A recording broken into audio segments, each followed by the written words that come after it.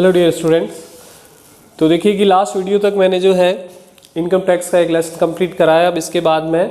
आपको वापस management accounting जो है उसका एक next lesson cash flow statement, जो कि बहुत ही इंपॉर्टेंट लेसन है। और वैसे फंड फ्लो स्टेटमेंट और कैश फ्लो स्टेटमेंट जो है वो काफ़ी मिलता जुलता है, लेकिन इम्पोर्टेंस की बात करें तो कैश फ्लो स्टेटमेंट जो है वो 60% जो है प्रोबेबिलिटी रखता है एग्ज़ाम में आने की, और आपका फंड फ्लो जो है वो 40%। तो दैट मीन्स कि ये लेसन आपके लिए ज़्यादा इंपॉर्टेंट है फंड फ्लो से। लेकिन बात ये है कि फंड फ्लो और कैश फ्लो पूरी तरह से इनके वर्किंग नोट्स, इनके जो कॉन्सेप्ट्स हैं वो मिलते जुलते हैं, और दोनों ही चाहे कैश फ्लो स्टेटमेंट हो चाहे फंड फ्लो स्टेटमेंट हो, ये फाइनेंशियल स्टेटमेंट एनालिसिस के जो है वो मेथड है। तो मैंने आपको एक लेसन पढ़ाया है फाइनेंशियल स्टेटमेंट एनालिसिस, जिसके अंदर बताया था कि फाइनेंशियल स्टेटमेंट एनालिसिस करने के लिए कंपैरेटिव, कॉमन साइज और ट्रेंड एनालिसिस 3 मेथड अपन ने यूज़ किए। और उसके अलावा मैंने फंड फ्लो स्टेटमेंट जो बताया है, पढ़ाया है, थोड़े बहुत क्वेश्चंस उसके करवाए थे। और उसके बाद में कैश फ्लो रेशियो एनालिसिस, ये लेसन जो 2 बचते हैं, तो ये दोनों लेसन्स अब मैं कंटिन्यू इसमें कैश फ्लो के बाद रेशियो एनालिसिस करा दूंगा। तो ये सारे मेथड फाइनेंशियल स्टेटमेंट एनालिसिस के हैं, यानी कि हमको कहाँ से फंड्स मिला है, कहाँ हमने इन्वेस्ट किया, प्लस बिजनेस में कहाँ से कैश पैसा आया है, कहाँ गया है, तो वो सारा फंड फ्लो कैश फ्लो से अपन बताते हैं। फंड फ्लो और कैश फ्लो में ये कॉमन चीज़ है कि दोनों के अंदर फंड फ्लो या कैश फ्लो होने के लिए ये ज़रूरी है कि हर एक ट्रांजेक्शन के 2 भाग बने, और उसमें से एक भाग आपका होना चाहिए हमेशा 1 आइटम फ्रॉम करंट एसेट्स या करंट लायबिलिटी, और जो सेकंड आइटम है आपका सेकंड फ्रॉम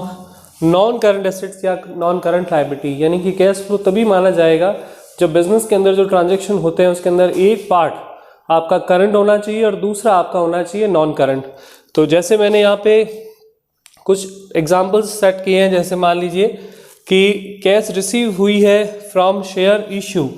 तो शेयर्स को इशू करने पर आपको जो है वो कैश मिली है। तो शेयर इशू करने पर अपन एंट्री क्या करते हैं, कैश लिख सकते हैं, चाहे बैंक लिख सकते हैं, उससे कोई फ़र्क नहीं पड़ता, बैंक या cash account debit to share capital.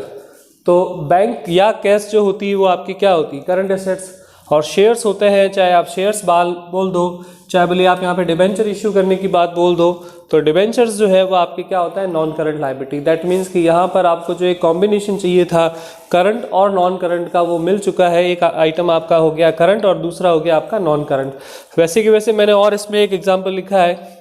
कि परचेज की है मशीनरी। अब वो कैश में कर सकते हैं, वो शेयर्स में कर सकते हैं, वो डिवेंचर्स में कर सकते हैं। तो उसकी एंट्री होती है machinery account debit to cash to share to debenture. तो मशीन जो होती है वो तो होती है आपकी नॉन करंट एसेट्स, कैश होती है करंट एसेट्स, और शेयर्स आपके होते हैं नॉन करंट लायबिलिटी, और डिवेंचर्स भी जो है वो आपके होते हैं नॉन करंट लायबिलिटी। तो अभी इसके अंदर आप जो है मशीन और अगर कैश की बात करें तो मशीन और कैश ये दोनों नॉन करंट करंट के कॉम्बिनेशन को पूरा करते हैं। तो अगर मैं यहाँ पे लिख दूँ CF कैश फ्लो, तो इसका मतलब कि ये जो है कैश और आपका इसका मशीन का कॉम्बिनेशन है, ये कैश फ्लो करेगा, और मशीन और शेयर का कॉम्बिनेशन आपके जो है इसके अंदर नहीं होगा कैश फ्लो, क्योंकि इसके अंदर ये आइटम भी आपके क्या है, नॉन करंट, और ये भी आपका नॉन करंट। और तीसरा है आपके कि मशीन के साथ डिवेंचर्स है, तो मशीन भी नॉन करंट आपकी एसेट्स है, डिवेंचर नॉन करंट लायबिलिटी है, तो ये भी आपके कैश फ्लो नहीं करेगा। तो दैट मीन्स कि ये ज़रूरी था कि एक आइटम आपका करंट हो, दूसरा आपका नॉन करंट हो, तभी क्वेश्चन के अंदर आपके कैश फ्लो जनरेट होगा। फिर मैंने एक ऐसा एग्जाम्पल भी सेट इसमें लिखा है जिससे कि आपको ये पता तो चले कि ऐसा कौन सा ट्रांजेक्शन होता है, ऐसी कब ऐसी कंडीशन बनती है कि जब इस तरह की कंडीशन होती नहीं कि आपका कैश फ्लो होगा। तो जैसे मैंने एक इलस्ट्रेशन लिखा है कि कैश रिसीव हुई है फ्रॉम डेटर और BR। तो अगर डेटर या BR से आपको कैश मिलती है तो उसकी एंट्री अपन करते हैं cash account debit to debtor और या BR। तो इसके अंदर आपका जो कैश है वो करंट एसेट्स है,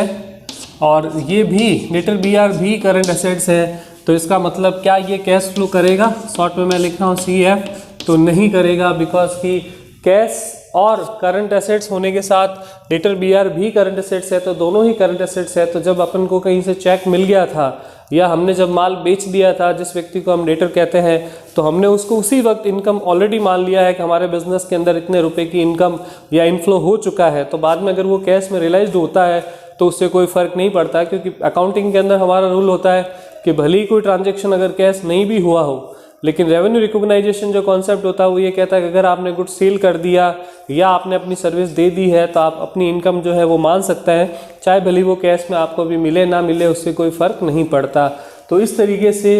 ये सारी चीज़ें जो है वो कैश फ्लो के अंदर आपको ध्यान रखनी है कि कैश फ्लो कब होगा कब नहीं होगा। जैसे फंड फ्लो स्टेटमेंट मैंने पहले पढ़ाया है और कुछ स्टूडेंट्स ने जैसे वीडियो देखा होगा, अगर नहीं देखा है तो उसमें एक चीज़ मैं बता दूं कि अगर फंड फ्लो अच्छे से करते हैं तो कैश फ्लो में काफ़ी सुविधा होती है। और अगर अभी कैश फ्लो कर रहे हैं, काफ़ी लोग अभी स्टार्ट करेंगे, तो कैश फ्लो पूरा होने के बाद अगर आप फंड फ्लो स्टार्टिंग से जो वीडियोज़ है वो देखेंगे तो आपको फंड फ्लो भी जो है वो समझ में आ जाएगा, क्योंकि ये दोनों जो है वो सेम ही कैटेगरी के हैं और सेम ही तरीके से लगभग सॉल्व होते हैं। बस फ़र्क ये है कि फंड फ्लो में 3 अकाउंट स्टेटमेंट बनते हैं, एक तो वर्किंग कैपिटल का, एक P&L एडजस्टमेंट और एक फंड फ्लो स्टेटमेंट के नाम से। और जबकि आपके कैश फ्लो में अकाउंट नहीं बनते, इसके अंदर 3 पार्ट होते हैं जिसको अपन एक्टिविटी बोलते हैं कि भाई क्या क्या बिजनेस में हो रहा है। तो पहला पॉइंट होता है इसके अंदर cash flow from operating activity. इसका मतलब ये होता है कि बिजनेस को ऑपरेट करने से अपन को कितनी कैश मिली है वो हम ऑपरेटिंग एक्टिविटी के अंदर पता लगाते हैं। तो ऑपरेटिंग एक्टिविटी में होता ये है कि हमारे बिजनेस के अंदर जो हम नेट प्रॉफिट निकालते हैं तो उस नेट प्रॉफिट के अंदर आपके कैश, नॉन कैश, जो आपके ऑपरेटिंग, नॉन ऑपरेटिंग, वो सारी चीज़ें शामिल हो जाती है। लेकिन जब हम ये चाहते हैं कि हम सिर्फ और सिर्फ बिजनेस की ऑपरेटिंग एक्टिविटी से हमने कितना कमाया है, कितना पैसा जनरेट किया है, वो सिर्फ हम निकालना चाहते हैं, तो उसके लिए हमको एक पैटर्न फॉलो करना पड़ेगा कि सारे non operating, non cash items, appropriation items को सबको हटाना पड़ेगा प्रॉफिट के अंदर से, और फिर जो पीछे पैसा बचेगा वो होगा कि हमने जो कैश जनरेट करी है वो सिर्फ और सिर्फ बिजनेस के ऑपरेशन से की है। तो ऐसा हमने लास्ट ईयर जो है सेकेंड ईयर के अंदर एक लेसन था हमारा फाइनल अकाउंट, जिससे मैनेजर कमीशन की कैलकुलेशन करते समय हमने ऐसा कुछ किया है कि नेट प्रॉफिट के अंदर वो सारी चीज़ें जो P&L में नहीं आते हैं, जैसे कैपिटल एक्सपेंसेस, कैपिटल प्रॉफिट, या एसेट बेचने का जो है वो लॉस हुआ है, या फिर आपने कोई इस तरह का एक्सपेंसेस लिखा है जो बिज़नेस के अंदर रिलेवेंट नहीं है, तो उन सब को हटाते हुए मैनेजर कमीशन के लिए प्रॉफिट निकाला है। तो ये उसी तरह का एक पैटर्न इसमें रहेगा। और बढ़िया बात ये है कि cash flow from operating activity वही चीज़ है जो P&L एडजस्टमेंट के अंदर आपने फंड फ्लो में सीखी है कि अगर आपके पास जो प्रॉफिट है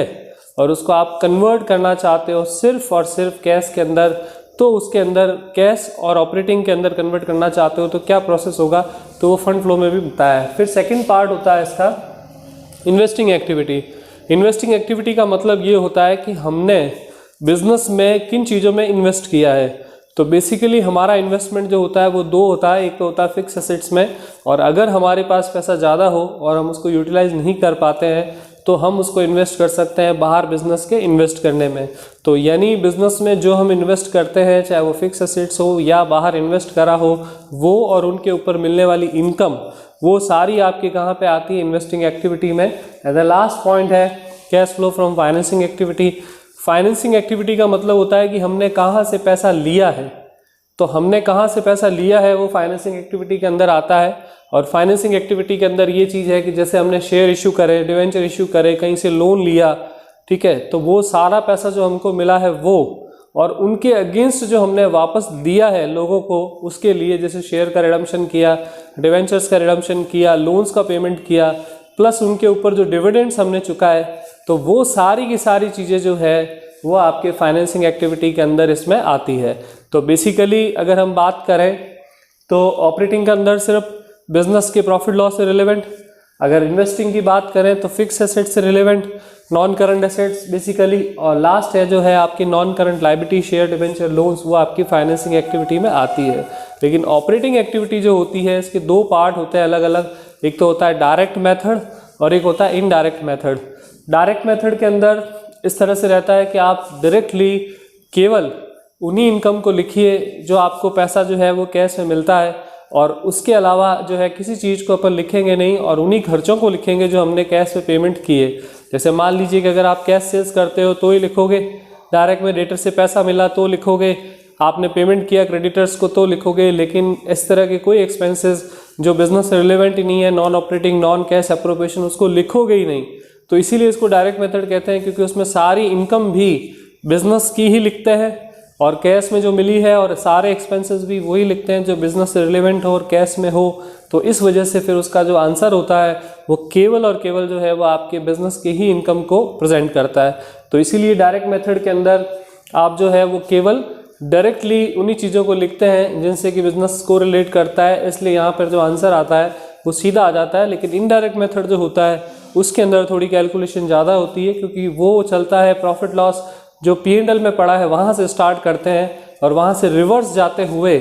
हम अपनी सारी चीज़ों को वापस जो है रिवर्स करते करते करते वापस वहाँ पहुँचते हैं जो ऑपरेटिंग प्रॉफिट तक होगी। वैसे आजकल इसीलिए कंपनी के अंदर जो बैलेंस शीट का P&L का जो फॉर्मेट है वो इनकम स्टेटमेंट फॉर्मेट बन गया है, जिसके अंदर अपन अलग अलग लेवल का प्रॉफिट कितना ऑपरेटिंग हुआ है, इतना इंटरेस्ट से पहले हुआ है, इंटरेस्ट के बाद, टैक्स के बाद, उसको अलग अलग डिस्क्राइब कर पाते हैं, जिससे कि हमको किसी भी लेवल का अगर प्रॉफिट चेक करना हो तो पता चल सके। बिकॉज पहले जो हमारा सिस्टम था पुराना, उसमें ये हो रहा था कि हमको नेट प्रॉफिट मिल रहा था P&L के अंदर, उसमें सारी की सारी चीज़ें